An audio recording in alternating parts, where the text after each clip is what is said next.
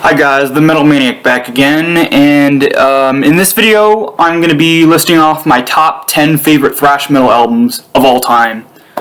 Yeah, I was actually planning to do this video quite a while ago, but I just never gotten around to it until now. But without further ado, let's just get into it. Alright, so at number 10 is The Art of Partying by Municipal Waste.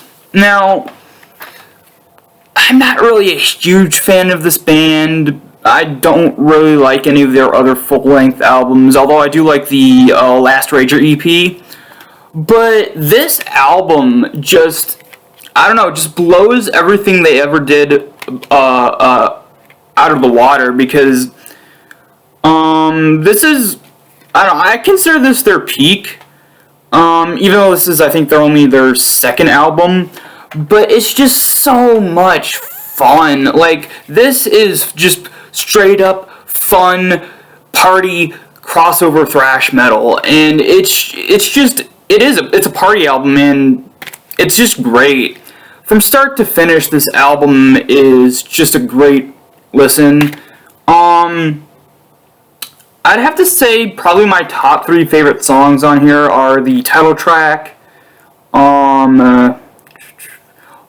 Lunch Hall Food Brawl, and probably I'd say I don't know. It's hard to pick favorites from this because every single song is good, but I don't know. Also, I just love just the riffing. The riffing is probably the best part about this album. Yeah, sure, there's great solos. Yeah, sure, there's great drumming and bass playing and vocals, but just the riffs on this album alone make it stand out as one of the best thrash metal albums of all time, and yeah, it's at my number 10 spot. Alright, coming in at my number 9 spot is Alice in Hell by Annihilator. Oddly enough, even though on very first listen, even before I had this album, the very first time I ever listened to it was, I think it was on my suggested videos feed on my YouTube thing, and the first ever thing I heard from this is the instrumental Crystal Ann, followed by the title track Alice in Hell, and I loved it. I loved that song. So then I listened to the rest of the album and wasn't too thrilled with it.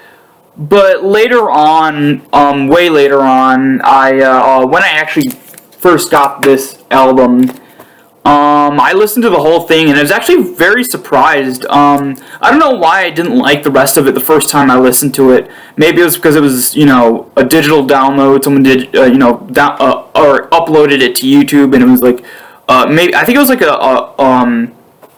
a rip from a CD version, but listening to this on vinyl and this particular version of the release, it just sounds so good. Really the only issue I have with this album is, the songs Word Salad and, Lygia and Schizos Are Never Alone Part 1. Those songs are kind of forgettable, but everything else on this album is great. Crystal Ann, one of my favorite instrumentals of all time. Alice in Hell, one of my favorite title tracks of all time.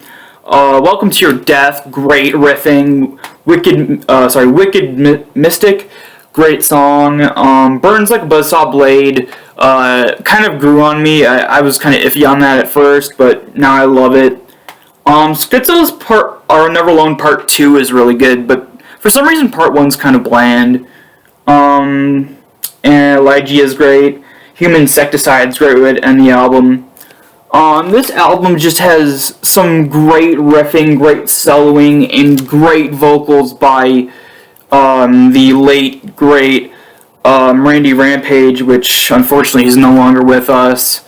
But yeah, just a really good thrash metal album, and a great way to sort of end off the 80s. This was 89, and yeah, one of the last albums of the 80s, or one of the last thrash metal albums of the 80s, and it just stands the test of time. I also really like the story behind the title track. it's sort of based off of real life events of this family and this little girl who I guess was suffering from a lot of different mental illnesses, but the family just ignored her. She's like the girl's symptoms just got worse and worse and worse to the point where the parents, instead of sort of paying attention to her and just sort of like trying to help her out, they just sort of threw her in like a mental institution and sort of forgot about her. Yeah, just a really great album. Also, Canada is one of those weird countries in terms of thrash metal where it's very inconsistent.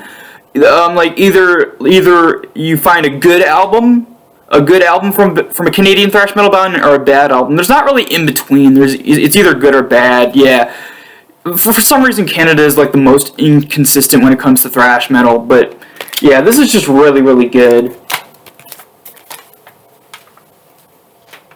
All right, coming in at number 10, 9. Oh yeah, number 8 is Taking Over by Overkill. Now, I had a really, really hard time choosing between this and their first album, because I love both, but I had to go with this one just mainly because this was the album that got me into this band.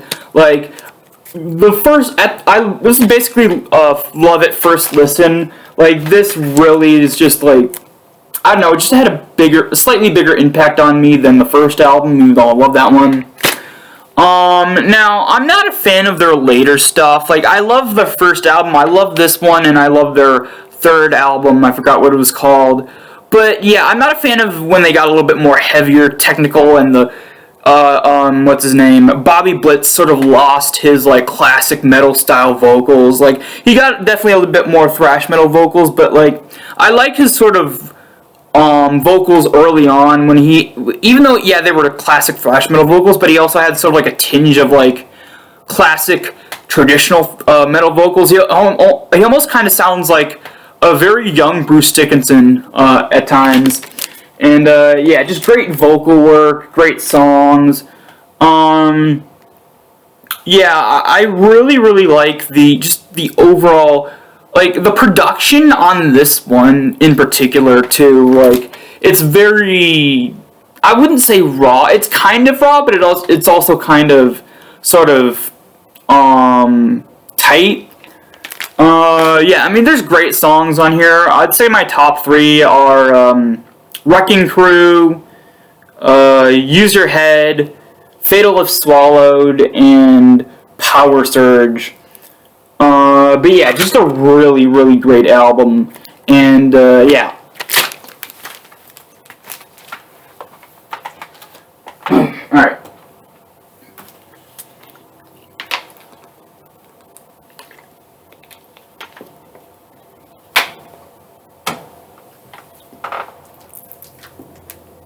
Alright. Coming in at my number 7 spot is The Legacy by Testament.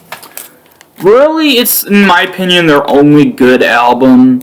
After this, they kind of lost their uniqueness. Like, they had a very specific, unique sound on this album, but going forward, they kind of lost it and became pretty much a very generic, very boring thrash metal band. I mean, The New Order is decent, but even that album can't match up to the greatness of this one.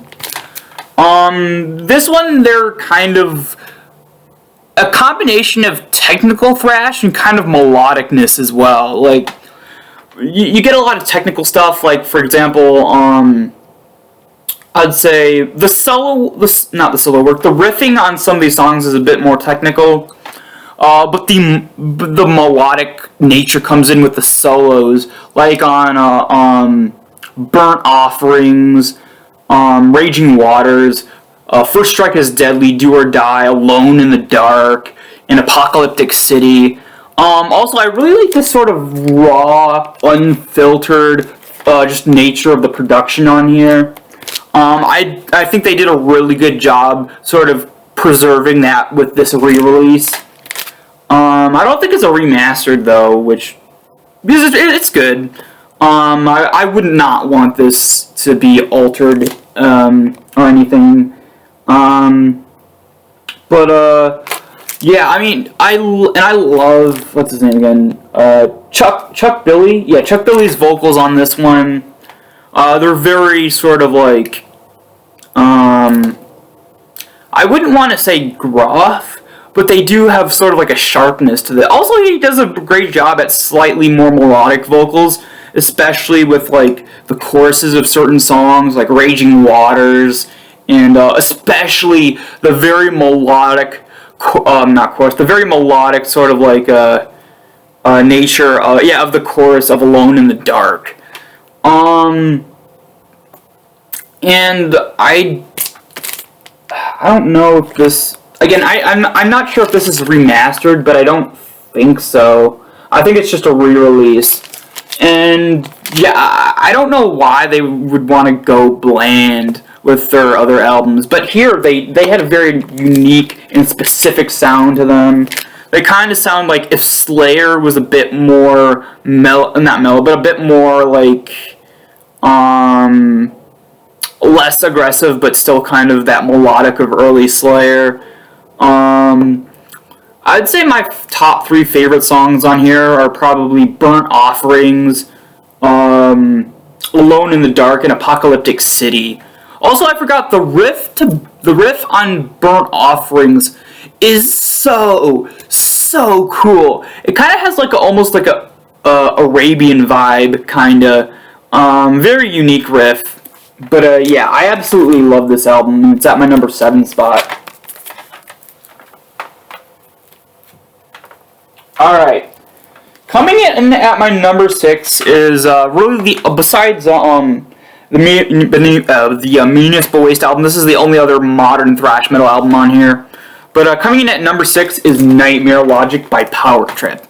Now, I wasn't very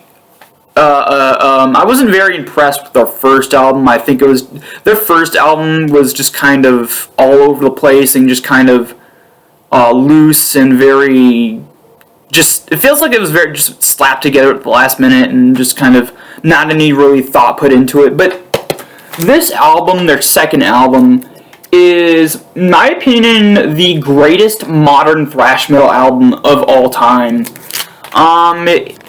It's unique because even though it does have a lot of things that make it sound more of modern thrash, it does have some elements that link it to older classic thrash, especially with like songs like not Nightmare Logic. Executioner's Tax, Swing of the Axe. That one in particular does sound like sort of a more like late 80s thrash metal song. But yeah, I love this one. It's crossover thrash, so it has that sort of like punk edge to it, kind of like Municipal Waste. Yeah, I mean, there's not very many flaws with this one. Like, there's really the only song on here that I kind of think is kind of forgettable is Firing Squad, which I don't know why, but a lot of people praise that song. A lot of people say it's the best song on the album, but to me it just is boring. Firing Squad is really the only weakness on this album. And of course, on vocals, the late, great Riley Gale. Yeah, he was such a great vocalist because he was able to capture just the rawness of the feel of the musicality in his vocals. Like, he has a very sort of sharp, aggressive, gruff vocals, and it just melded so well with the musicality of this band. And yeah, it's sad that he's gone. I don't know if this band is just gonna quit or if they're gonna find a replacement vocalist. But if they do decide to continue, hopefully they find someone who could really sort of like match Riley Gale, or at least sort of like be a somewhat suitable replacement vocalist. But yeah, I absolutely love this album. Some of the greatest thrash metal riffs of sort of like the last like decade are on this album, and it's just super, super good. Alright, coming in at number 5 is really the only compilation album on this list, and that is Death by Metal by Mantis. Yes, Chuck Schuldiner's first band before Death, before Control Denied, there was Mantis. Now, it's interesting, the three bands he created are three completely different, three different styles of metal. Mantis was a thrash metal band, Death was a death metal band, and Control Denied was a prog metal band. Now, with Mantis, I think Mantis had I'm not a big fan of Control Denied. I think that only album was decent. There was a few songs I think were actually pretty good off that album. But in terms of the other bands besides Death, I think this one is my favorite of the other bands he did. And they're just a really good, very raw, aggressive, classic-sounding thrash metal band with some sort of almost new album influences, especially in the solo work. Like, you take a song like the title track Mantis, and the riffing is classic thrash, but the solo work is very similar to almost classic new wave of British heavy metal, just sort of very melodic kind of solo work, and even sort of other classic thrash metal bands. It's just really good sound. Of course, the lineup consisted of Chuck Schuldiner on vocals and guitar, and oddly enough, Cam Lee on backing vocals and drums. Yeah, Cam Lee's on this, and he just does a great job. Sort of a unique drum sound and the backing vocal. The great part about Cam Lee's vocals on this thing is that he's able to sort of capture Chuck's vocals so well that you can't really distinguish Chuck's vocals and Cam Lee's vocals. They just sound like one vocalist, which is very cool. Very great sort of like chemistry with those two vocalists. And this band did not have a bass player. They did not. Originally, they did for one very brief moment in time. I think it was their very first demo they ever did. That's not included in this compilation. The very first demo they did, they had a bass player, but he left for one reason or another. So they went on and continued this band without a bass player. And I think that was for the best, considering that because there's no bass on here, it makes the sound of this band even more unique, even more great. And not saying bass is bad, because bass isn't bad, but without the bass, I just think the sound sounds very unique. Now, this compilation consists of Death by Metal Demo Version 1, Death by Metal Demo Version 2, and my favorite section on this compilation, the 1984 rehearsal tracks, which have probably the best audio quality out of all the stuff on here. Of course, you get Legion of Doom, which is a very sort of like doom metal vibe at the beginning of the song, then it goes into classic thrash metal territory. Death by Metal, just a great thrashy song. Evil Dead, the very first version of this song, it definitely has a bit more thrash metal influence than the version on Scream Bloody Gore, which is definitely a death metal song. And I just love the version on here. It just has sort of like a different sound to it because it is pretty much a thrash metal version of the song. Rise of Satan is a great closing track. And by far the best song on here is the title track of the band Mantis. Holy shit, stand back, because when this plays, it is just a punch to the face in the best possible way. Just, my opinion, one of the greatest thrash metal songs of all time. It just is super fast, super energetic. One of my favorite guitar solos of all time, and Chuck's vocals on here are just super aggressive. But yeah, Death by Metal is one of the best, if not the best, compilation thrash metal album ever. And it is at my number 5 spot. Alright, coming in at number 4. Number 4 is Strapato by Slaughter. Now, a lot of people consider this a death metal album, but just like with Seven Churches by Possessed, no. To me, it's not a thrash metal. To me, it's not a death metal album. This is very much a thrash metal album. Super heavy thrash metal album. One of the heaviest thrash metal albums in my opinion. But definitely a thrash metal album, not a death metal album. Yeah, sure, this album definitely influenced death metal. But this album itself is not death metal. It's thrash metal. And I just love it so much. It kind of sounds like crossover thrash, but not fully crossover thrash. Like, it does have a lot of punk influences, especially the vocals on here. Dave Hawson, the lead vocalist, has one of the most aggressive late 80s thrash metal vocals you'll ever hear. Everyone does a great job on here. Some really iconic riffing, especially on songs like The Curse, Incinerator, Fuck of Death, Tortured Souls. Great work. And the solos on here are very wild and chaotic and just very sort of just like face melting, especially on Incinerator and Fuck of Death. The drumming is also really good. Just a very great late 80s thrash metal album that definitely was one of the main influences to death metal. Yeah, I absolutely love it.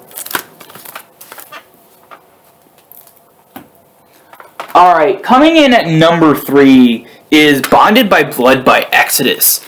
Now, sure, Exodus has a lot of great albums, but to me, the definitive Exodus album is Bonded by Blood, and Paul Bailoff's vocals. Paul Bailoff is, I'd say, up there in like my top 5 favorite thrash metal vocalists. Like, and it wasn't typical thrash metal vocals. He added a lot of just emphasis in certain words, like a bit sort of like a I guess kind of classic heavy metal sound to his vocals, because yeah, sure, he had the aggressive nature, very harsh vocals, but also combined with sort of like these very sort of like unique yells and yelps and stuffy, just very unique inflections in his voice on certain words on songs that just very much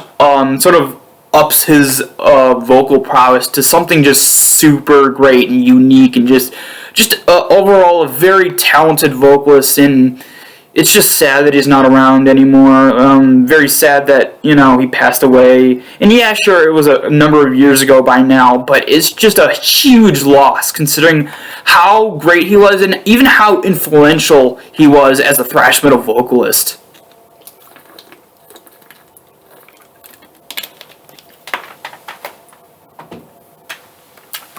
And of course, who could forget the riffs and solos contained on this album?